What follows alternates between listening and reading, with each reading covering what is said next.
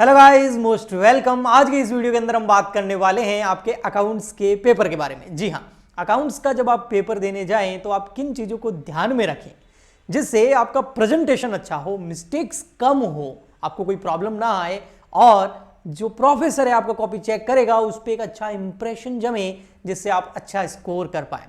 तो total 3 points बताऊंगा मैं आपको। इसमें पॉइंट नंबर 3 जो है वो सबसे इंपॉर्टेंट है, लेकिन पहले उससे पॉइंट नंबर 1 देखिए। पॉइंट नंबर 1 है भैया, आपके पास में 2 चीजें होनी चाहिए, एक तो स्केल और एक कैलकुलेटर। क्योंकि अगर आप 12th में पढ़ते हैं तो कैलकुलेटर अलाउड नहीं होता एग्जाम के अंदर, लेकिन BCom, BBA, CA, CS student को एग्जाम के अंदर कैलकुलेटर अलाउड होता है। तो आप स्केल और कैलकुलेटर लेके जरूर जाएं। अब स्केल तो ऐसी होती है, आपको पता ही है, लोहे वाली लंबी वाली स्केल लेके जाए, और कैलकुलेटर आप लेके जा सकते हैं जो कि ऐसा होता है। अब ये तो कॉमेडी हो गई, इसको क्या बताएं, या तो आपको पता ही होगा। ओके सर, पॉइंट नंबर 2 क्या है? पॉइंट नंबर 2 जो है वो बहुत ज्यादा इंपॉर्टेंट है। वो है क्वेश्चन को, पेपर के अंदर जो क्वेश्चन दे रखे हैं उनको अच्छे से सबसे पहले पढ़ें। तो फर्स्ट नंबर आता है रीडिंग, उसके बाद सीधा आंसर लिखना स्टार्ट ना करें। उसके बाद आता है रीडिंग के बाद में अंडरस्टैंडिंग। पहले पढ़ो, फिर अच्छे से समझो, उसके बाद लिखो। राइटिंग सबसे एंड में आता है। तो क्वेश्चन को, जो न्यूमेरिकल क्वेश्चंस होते हैं जो आपको समझ में नहीं आ रहे हैं, उसको कम से कम एटलीस्ट 2 बार पढ़े अच्छे से। उसके बाद आपको वो क्वेश्चन समझ में आ जाएगा, उसके बाद आप लिखना स्टार्ट करें। पॉइंट नंबर 3 और मोस्ट इंपॉर्टेंट पॉइंट है जो आपको ध्यान में रखना पड़ेगा, इससे आप अच्छा स्कोर कर पाएंगे। ये है आपको जो मैं अभी बताऊंगा, वो मिस्टेक्स आपको नहीं करनी है, इन गलतियों से बचना है। अब कौन कौन सी गलती है? अकाउंट्स के अंदर क्या होता है, कई बार आपको जनरल एंट्रीज पूछी जाती है। जनरल एंट्रीज, क्योंकि आप चाहे 11th में पढ़ रहे हो, 12th में पढ़ रहे हो, बीकॉम कर रहे हो, बीबीए कर रहे हो, अकाउंट सब्जेक्ट है, चाहे कोई भी चैप्टर क्यों ना हो, उसमें जनरल एंट्री जरूर होती है। रॉयल्टी में भी होती है, ब्रांच में भी होती है, डिपार्टमेंटल अकाउंट में भी होती है, हायर परचेज में भी होती है। जनरल एंट्री कहाँ नहीं होती? हर जगह होती है। तो जनरल एंट्रीज जब आप करें तो जनरल एंट्री को बिना जनरल के फॉर्मेट के ना करें। जनरल का फॉर्मेट आपको पता होगा, अगर नहीं पता है तो यहां देखिए, मैं आपको एकदम अच्छे से बता देता हूं क्या फॉर्मेट होता है। सबसे फर्स्ट कॉलम होता है डेट का, बीच का कॉलम होता है पर्टिकुलर, फिर होता है एलएफ, फिर होता है डेबिट एंड क्रेडिट का कॉलम। अब यहां पर आप बोलोगे सर हमने यहां डेट लिख दिया अच्छे से, पर्टिकुलर लिख दिया हमने अच्छे से, एलएफ लिख दिया हमने अच्छे से, डेबिट क्रेडिट लिख दिया हमने अच्छे से, तो क्या ये सही है? नहीं। आपको सबसे पहले ऊपर लिखना पड़ेगा ये जनरल एंट्री जो कर रहे हो वो कौन सी पार्टी के बुक्स में कर रहे हो, किस फर्म, किस कंपनी की बुक्स में आप ये जनरल एंट्री कर रहे हो। तो इन द बुक्स ऑफ ये लिखना पड़ेगा ऊपर, इन द बुक्स ऑफ। मान लेते हैं राम एंड सन्स, मान लेते हैं XYZ, तो XYZ, तो ये जरूर लिखना पड़ेगा आपको। उसके बाद यहां लिखना पड़ेगा ये क्या है, दिस इज जर्नल। ओके, ठीक। उसके बाद में सर और क्या इसमें ध्यान रखना होता है? तो इसमें आपको ध्यान रखना है कि ये जो अमाउंट्स है ये किस में है। तो यहां लिख सकते हो अमाउंट इन रुपीज। अगर थाउजेंड्स में लिख रहे हो तो थाउजेंड्स कर दो यहां, और अगर थाउजेंड्स में नहीं लिख रहे हो, 100 में नहीं लिख रहे हो, तो लिख दो अमाउंट इन रुपीज।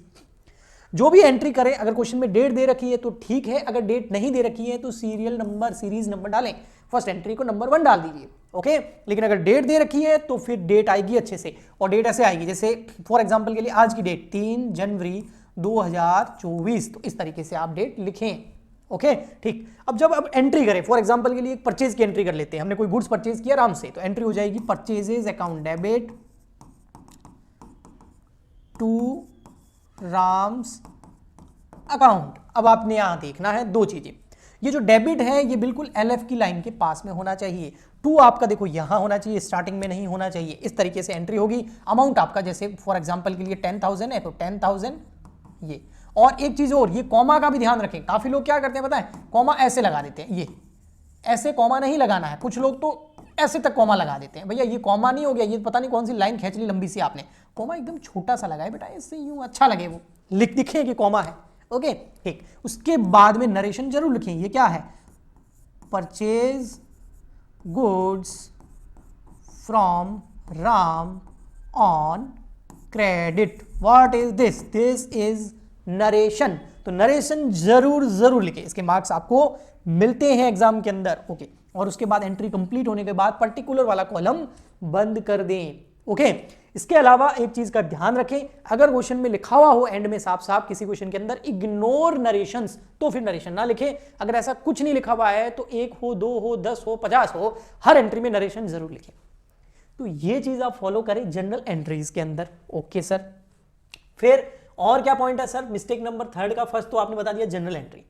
नेक्स्ट आता है जब आप कोई अकाउंट्स बनाएं या कोई फॉर्मेट बनाएं तो उस अकाउंट्स के जितने भी फॉर्मेट हैं उनको अच्छे से बनाएं। जैसे फॉर एग्जांपल के लिए आप बना रहे हैं ट्रेडिंग अकाउंट, बेटा ये छोटी छोटी चीजें लेकिन ये बहुत इंपॉर्टेंट है, इससे प्रेजेंटेशन अच्छा होता है और स्केल से लाइन खींचे इस तरीके से। जैसे मैं बना रहा हूं ट्रेडिंग अकाउंट, ठीक है, तो ट्रेडिंग अकाउंट कैसा होता है आपको पता है, उसका फॉर्मेट है ना, इसमें डेट का कॉलम होता नहीं है ट्रेडिंग अकाउंट के अंदर।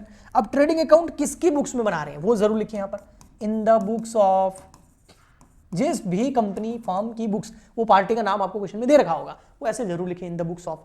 फिर यहां लिखिए कौन सा अकाउंट है सर, ये ट्रेडिंग अकाउंट है, तो यहां पर लिखिए ट्रेडिंग अकाउंट। अगर इसमें साथ में पीएनएल बना रहे हो तो trading and profit and loss account. फिर तो आगे आपको पूरा लिखना पड़ेगा फॉर द ईयर एंडेड 31 मान लेते हैं मार्च 2023, ये पूरा लिखना पड़ेगा। इसके मार्क्स मिलते हैं, जी हाँ, अगर नहीं लिखोगे तो कटेंगे, जी हाँ। यहां आता है फिर क्रेडिट, यहां आता है फिर डेबिट, इधर क्या आता है बेटा particulars rupees, particulars rupees. Okay, फिर हमारा यहां स्टार्ट होता है ओपनिंग स्टॉक, एकदम साफ सुथरा लिखे, बड़ा बड़ा लिखे, अच्छा लिखें, ठीक है। फिर आती है यहां पर परचेजेस, याद है ना ट्रेडिंग पीनल कैसे बनता है, ठीक है। यहां सेल्स, फिर क्लोजिंग स्टॉक, फिर डायरेक्ट एक्सपेंडिचर, फिर ग्रॉस प्रॉफिट आगे ट्रांसफर हो जाता है। लेकिन आप इन चीजों का, अब मैं आपको बताऊं क्या क्या चीजें हैं जो नॉर्मली बच्चा लिखता नहीं है। वो क्या करता है, फॉर्मेट सीधा ऐसे बनाएगा, 2 लाइनें खींची, हो गया ट्रेडिंग का। नहीं बेटा, ये कभी मत भूलें, ये कभी मत भूलें, ये रुपीज लिखना कभी मत भूलें, पर्टिकुलर लिखना कभी न भूलें, प्रॉपर एकदम प्रेजेंटेशन करें। ओके, चलिए सर, अगर हम बैलेंस शीट बना रहे हो तो उसका भी बता दो, तो चलिए लगे हाथ बैलेंस शीट का भी बता देते हैं। थोड़ा सा वीडियो लंबा हो जाएगा लेकिन बता ही देते हैं। ये है बैलेंस शीट। अब ये बैलेंस शीट का फॉर्मेट किसका है, ये बैलेंस शीट का जो फॉर्मेट है ये मैं बता रहा हूं किसी सोल प्रोप्राइटरशिप का, पार्टनरशिप फर्म का। तो बैलेंस शीट एज ऑन कब की है, 31 मार्च 2000 मान लेते 23 की है। अब इसमें डेबिट क्रेडिट मत लिख देना, यहां आएगा लायबिलिटीज, यहां आएगा रुपीज, अच्छे से लिखें बेटा, ये एसेट्स रुपीज।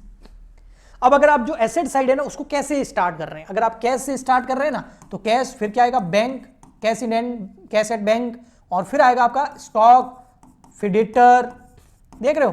पहले करंट एसेट लिखनी है, फिर फिक्स एसेट्स में land and building, plant and machinery, वो फिक्स एसेट्स आएगी, इन्वेस्टमेंट वगैरह, फिर फिक्स एसेट्स। ओके, तो ये चीज भी ध्यान रखें। और अगर आप ऊपर फिक्स एसेट्स लिख रहे हो, लैंड एंड बिल्डिंग लिख दिया, फिर आपने मशीनरी लिख दिया, फिर प्लांट, फिर कैश सबसे एंड में आ जाएगा, तो ये भी एक थोड़ा सा इसका इफेक्ट पड़ता है। अच्छा लगता है, उसको लगता है एग्जामिनर को भाई इसको पता है, बच्चे को काफी कुछ जानता है। इसके अलावा बहुत सारे फॉर्मेट ऐसे होते हैं जो ट्रेडिंग पीएनएल के अलावा होते हैं, जैसे आपको मशीनरी अकाउंट बनाने के बोल दिया, रॉयल्टी अकाउंट बनाने का बोल दिया, ब्रांच अकाउंट बनाने का बोल दिया, तो फिर तो वहां पर अगर डेट का कॉलम हो उस फॉर्मेट के अंदर तो डेट का कॉलम जरूर बनाएं, अगर डेट का कॉलम नहीं हो तो नहीं बनाएं। जैसे अगर प्लांट अकाउंट बनाओगे, मशीनरी अकाउंट बनाओगे 5-10 साल का, अगर डेप्रिसिएशन का क्वेश्चन है तो आपको मशीनरी अकाउंट पूछेगा, है ना, तो उसमें डेट आएगी। अब यहां पर भी वही इन द बुक्स ऑफ, किसकी बुक्स में बना रहे हो वो जरूर लिखिए। फिर ये किसका अकाउंट है, मान लेते हैं ये मशीनरी अकाउंट, तो यहाँ मशीनरी अकाउंट, डेप्रिसिएशन हो तो डेप्रिसिएशन अकाउंट, फिर ये डेबिट, ये आ गया आपका क्रेडिट, फिर आ गया यहाँ पर डेट, फिर वही पर्टिकुलर, समझ आ रहा है, rupees, date, particular and rupees, फिर बनाया वजह से। तो ये छोटी छोटी चीजें हैं लेकिन इसका इफेक्ट बहुत ज्यादा पड़ता है, तो इनका आप ध्यान रखें। सो अब मैं आपको ज्यादा बोर नहीं करूंगा क्योंकि मुझे पता है आपके एग्जाम है अभी, तो फटाफट से हमारे वीडियो सेक्शन में जाइए इस चैनल पर, या प्लेलिस्ट में जाइए, फटाफट से रिवीजन कर लीजिए। 1 शॉर्ट वीडियो भी डाल रखे हैं, फाइनेंशियल अकाउंटिंग की बहुत सारी प्लेलिस्ट भी बना रखी है, बेसिक लेवल, एडवांस लेवल, सब कुछ डाल रखा है। अगर आप वो कर लेते हैं अच्छे से रिवाइज तो आपको उससे एग्जाम में काफी हेल्प मिलेगी। तो मेरी तरफ से आप सभी को ऑल दी बेस्ट। मिलते हैं हम नेक्स्ट लेक्चर के अंदर। आज के लिए इतना ही, तब तक के लिए goodbye and thank you.